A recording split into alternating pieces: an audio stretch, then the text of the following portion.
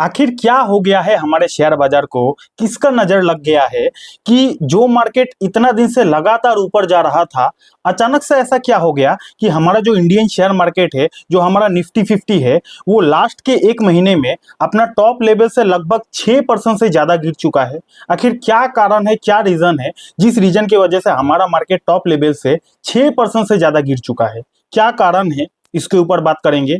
और क्या ये गिरावट कंटिन्यू रहेगी या फिर यहां से बाउंस बैक आने का पॉसिबिलिटीज है, उसके ऊपर भी डिस्कशन करेंगे। और इस तरीके का पैनिक का माहौल में क्या करना सही रहेगा, क्या सारे स्टॉक्स को बेच देना सही रहेगा या फिर ये टाइम पे स्टॉक्स को गिरावट में खरीदने का अपॉर्चुनिटी है, हम लोग उसके ऊपर भी डिस्कशन करने वाले हैं। ठीक है, तो चलिए करते हैं वीडियो की शुरुआत। तो यहाँ पे अभी आप देख सकते हो हमारा जो मार्केट है वो लगातार कुछ दिनों से तो नहीं, कुछ सालों से लगातार ऊपर जा रहा था। ठीक है, लेकिन अचानक से अगर आप एक महीना का डेटा को देखोगे तो टॉप लेवल से एक भारी भरकम गिरावट है। ओके, अब ये तो गया निफ्टी 50 का बात। अगर आप बाकी इंडेक्सेस को देखोगे तो आज का दिन निफ्टी 50 तो 1.25 डाउन है। उसके बाद अगर आप निफ्टी नेक्स्ट 50 को देखोगे तो लगभग 3% डाउन है। उसके बाद निफ्टी 100 को देखोगे 1.5% डाउन है। मिड कैप को देखोगे तो लगभग 2.5 से 3% डाउन है। स्मॉल कैप को अगर आप देखोगे ना, ये देखो जी 3 से 4% डाउन है। तो एक चीज तो कंफर्म हो गया कि देखो भाई, शेयर बाजार में जो जितना भागता है ना, वो उतना ही तेजी से गिरता है। अगर आप निफ्टी 50 को देखोगे आज का दिन तो लगभग 1.25% डाउन है, लेकिन उसी जगह अगर आप मिड कैप और स्मॉल कैप को देखोगे तो 2 से 3 से 4% डाउन है। तो कंफर्म तो ये होता है कि जो शेयर या फिर जो इंडेक्स सबसे ज्यादा रिटर्न देता है, तो जब गिरावट होती है तो उन्हीं स्टॉक्स में, उन्हीं इंडेक्स में सबसे ज्यादा गिरावट भी होती है।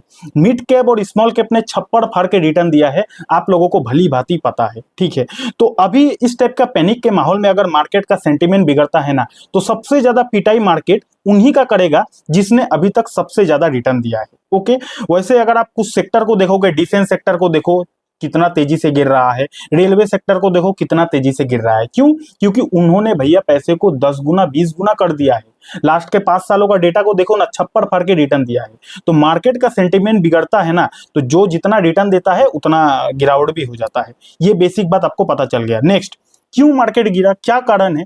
तो जब भी मार्केट गिरता है तो आपको सबसे पहले एक काम करना पड़ता है, आपको ग्लोबल मार्केट को देखना पड़ता है कि देश दुनिया में आखिर क्या चल रहा है। ओके, तो सबसे पहले हम लोग देख लेते हैं ग्लोबल मार्केट का सेंटीमेंट कैसा है। तो यहाँ पे अगर आप देखोगे डाउ जोन्स का फ्यूचर अभी चल रहा है लगभग 0.35% डाउन है। उसके बाद S&P 500 भी लाल रंग में है। नेस्डेक थोड़ा सा ऊपर है। फुटसी का बाजार नीचे, कैक का बाजार नीचे, डेक्स का बाजार नीचे। गिफ्ट निफ्टी अगर आप देखोगे तो अभी जब मैं वीडियो को शूट कर रहा हूँ 0.15% ऊपर है। बाकी अगर आप ग्लोबल मार्केट को देखोगे तो मोटा मोटी सब कुछ नेगेटिव में है, लेकिन एक बाजार पॉजिटिव में है, जो है संघाई, यानी कि जो हमारा कॉम्पिटिटर देश है चाइना का बाजार है, वो पॉजिटिव में है। तो चाइना का बाजार फिलहाल के टाइम में पॉजिटिव में रहना हमारे मार्केट के लिए बहुत खराब है, जिसका डिस्कशन मैंने इस वाला वीडियो में भी किया था। क्योंकि चाइना अभी के टाइम पे हमारा बहुत बड़ा कॉम्पिटिटर बन चुका है। हमारे मार्केट से पैसा निकल के चाइना का बाजार में जा रहा है, इसके बारे में मैंने डिटेल वीडियो बनाया है। अब ग्लोबल मार्केट का सेंटीमेंट अगर देखा जाए तो ग्लोबल मार्केट में उतना भी खराब सिचुएशन नहीं है जितना हमारा निफ्टी 50 में है। तो आखिर हमारा मार्केट क्यों गिर रहा है? इसका एक नहीं, दो नहीं, कई सारा कारण है। सबसे पहला कारण ये है कि क्वार्टरली रिजल्ट। अभी के टाइम पे Q2 का सिलसिला चल रहा है। तो जो भी हमारे देश का बड़ा बड़ा कंपनी है ना, जैसे कि रिलायंस हो गया, TCS हो गया, इन्फोसिस हो गया, HDFC बैंक हो गया, जो बड़ी बड़ी कंपनी से, उन कंपनी ने अच्छा खासा रिजल्ट नहीं दिखा पा रहा है।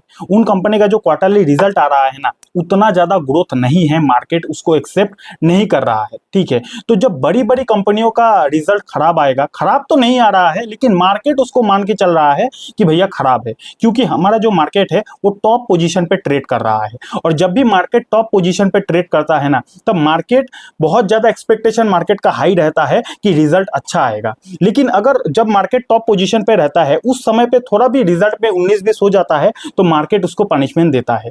तो जबकि हमारा इंडियन शेयर मार्केट टॉप पे था तो मार्केट का एक्सपेक्टेशन हाई था कि रिलायंस का नंबर अच्छा आएगा, TCS का नंबर अच्छा आएगा, बाकी कंपनीज का रिजल्ट अच्छा आएगा। लेकिन मार्केट का एक्सपेक्टेशन के हिसाब से कंपनीज का रिजल्ट नहीं आ रहा है, इसलिए मार्केट बड़ी बड़ी कंपनियों को पनिशमेंट दे रहा है। ठीक है, तो यहां तक आपको आप इतना समझ गए कि ठीक है आकाश भाई, मैंने समझ लिया कि बड़ी बड़ी कंपनीज का रिजल्ट खराब आ रहा है, इसीलिए मार्केट में गिरावट हो रहा है। तो बड़ी बड़ी कंपनी गिरे ना, छोटी कंपनी, मिड कैप कंपनी क्यों गिर रहा है? तो इसका सवाल मैंने पहले ही आपको दे दिया कि जो कंपनी जितना तेजी से भागता है वो कंपनी उतना ही तेजी से गिरता है। जब तूफान आता है ना, तो तूफान में बड़ा बड़ा जो पेड़ रहता है वो तो गिरता है, लेकिन बड़ा बड़ा पेड़ के साथ साथ छोटा छोटा जो पेड़ रहता है वो भी गिरता है। तो अभी मार्केट में तूफान चल रहा है, बड़ी बड़ी कंपनियां जो है ना वो अच्छा रिजल्ट नहीं दिखा पा रही है, जिसकी वजह से बड़ी कंपनीज में प्रेशर बन रहा है। अब बड़ी कंपनीज में प्रेशर बनेगा तो ऑटोमेटिक जो मिड कैप स्मॉल कैप में उसमें तो प्रेशर बनेगा ही, क्योंकि उन लोगों ने छप्पर फाड़ के रिटर्न दिया है। ये पहला कारण ये है मार्केट गिरने का कि क्वार्टरली रिजल्ट मार्केट के हिसाब से अच्छा नहीं आ रहा है। ओके, दूसरा कारण ये है कि भैया अगर आप लास्ट के इसी महीना का अगर आप एफआईएस का डेटा को देखोगे ना, यहाँ पे आप देख पाओगे 1 अक्टूबर से मैं आपको दिखा रहा हूँ एफआईएस का सेलिंग। आप देखो 1 अक्टूबर को एफआईएस ने माल बेचा था 5,500 करोड़, उसके बाद 15,000 करोड़, करते करते करते करते एक दिन भी ऐसा नहीं है कि एफआईएस ने माल खरीदा है। आप देखो पूरा लाल लाल रंग है, और अभी तक एफआईएस ने इसी महीना टोटल 82,000 करोड़ का माल निकाल लिया है हमारे इंडियन मार्केट से। जो बाहर का इन्वेस्टर है, बाहर का इन्वेस्टर ने हमारे इंडियन मार्केट से 82,000 करोड़ रुपया निकाल लिया है। ये बहुत गलत बात है। और ये जो पैसा निकल रहा है ना, ये पैसा जा रहा है चाइना का मार्केट में या फिर अलग अलग देशों के मार्केट में जा रहा है। ओके, अब ये पैसा क्यों निकल रहा है ये तो वही लोग जाने, लेकिन जो मार्केट में खबर चल रहा है, मार्केट में यही खबर चल रहा है कि चाइना में जो ग्रोथ शुरू हो चुकी है, चाइना की ग्रोथ की वजह से एफआईएस को इंडियन मार्केट से ज्यादा अट्रैक्टिव मार्केट लग रहा है चाइना का मार्केट, इसीलिए एफआईएस हमारे मार्केट से पैसा निकाल के चाइना का मार्केट में घुसा रहा है, क्योंकि हमारा मार्केट टॉप पे है, बहुत ज्यादा वैल्यूएशन हाई है, और चाइना का मार्केट नीचे है, वहां पे वैल्यूएशन बहुत ज्यादा कम है, इसलिए पैसा यहां से यहां तक ट्रांसफर हो रहा है। ठीक है, ये दूसरा कारण है जिस कारण हमारा इंडियन शेयर मार्केट में अभी प्रेशर बन रहा है। जब तक एफआईएस का सेलिंग नहीं रुकेगा तब तक मुझे नहीं लगता कि हमारा मार्केट का सिचुएशन अच्छा होगा। ओके, तो एफआईएस भी एक बहुत बड़ा कारण है जिस कारण की वजह से हमारा मार्केट में पैनिक क्रिएट हो चुका है। तीसरा एक और बड़ा कारण हो सकता है मार्केट का सेंटीमेंट बिगड़ने का, वो है रिटेल इन्वेस्टर। क्योंकि जितने भी लोग लास्ट के 2 से 3 सालों में शेयर बाजार में नया नया आया है ना, उन लोगों ने अभी तक कोई बड़ा क्रैश नहीं देखा है।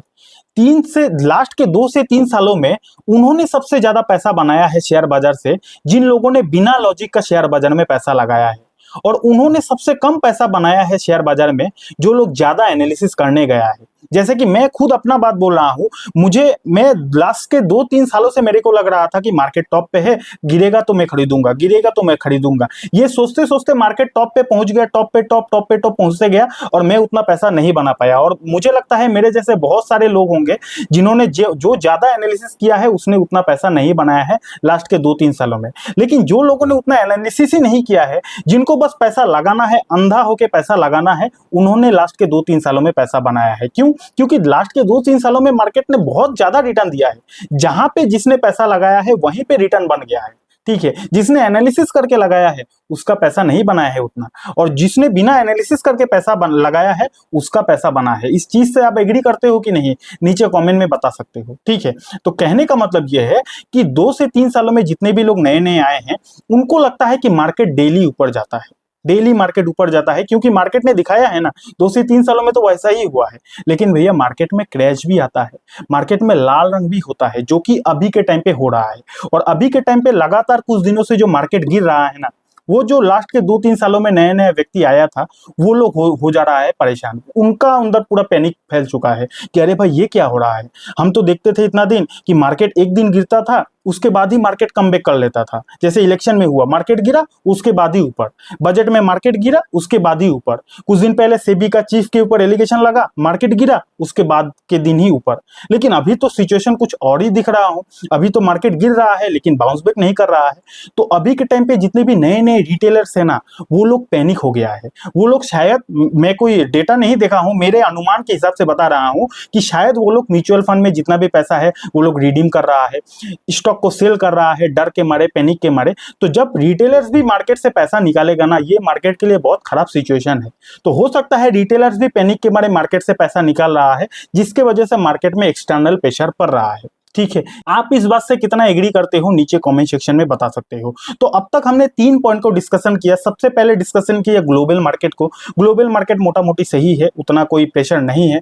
दूसरा हमने डिस्कशन किया एफआईएस के डेटा को। एफआईएस लगातार माल बेच रहा है जिसके वजह से हमारे मार्केट में पैनिक क्रिएट हो रहा है। तीसरा हमने डिस्कशन किया रिटेलर्स को, कि रिटेलर्स जो नया नया व्यक्ति है उन्होंने कभी लाल रंग नहीं देखा है, वो लोग अभी लाल रंग लगातार देख रहा है तो पैनिक के मारे शायद सेलिंग कर रहा है जिसके वजह से हमारे शेयर बाजार में प्रेशर क्रिएट हो चुका है। ठीक है, तो मोटा मोटी ओवरऑल जो मार्केट गिर रहा है उसका क्या कारण है मोटा मोटी आपको पता चल गया। अच्छा, एक और रीजन है जियोपॉलिटिकली टेंशन। जो ईरान इजराइल वार का सिलसिला चल रहा है, वो बोल रहा है कि हम लोग हमला करेंगे, वो बोल रहा है कि हमला करोगे तो हम लोग नहीं छोड़ेंगे। ये सारा टेंशन की वजह से भी मार्केट में एक एक्सटर्नल प्रेशर हो रहा है। ठीक है, तो ये कुछ 3 से 4 कारण है जिसके वजह से मार्केट में अभी सेंटिमेंट खराब है। अब पहला सवाल कि क्या ये गिरावट कंटिन्यू रहेगी। दूसरा सवाल, इस गिरावट में आखिर क्या करना सही रहेगा। तो पहला सवाल ये है, क्या ये गिरावट कंटिन्यू रहेगी, ये कोई नहीं बता सकता।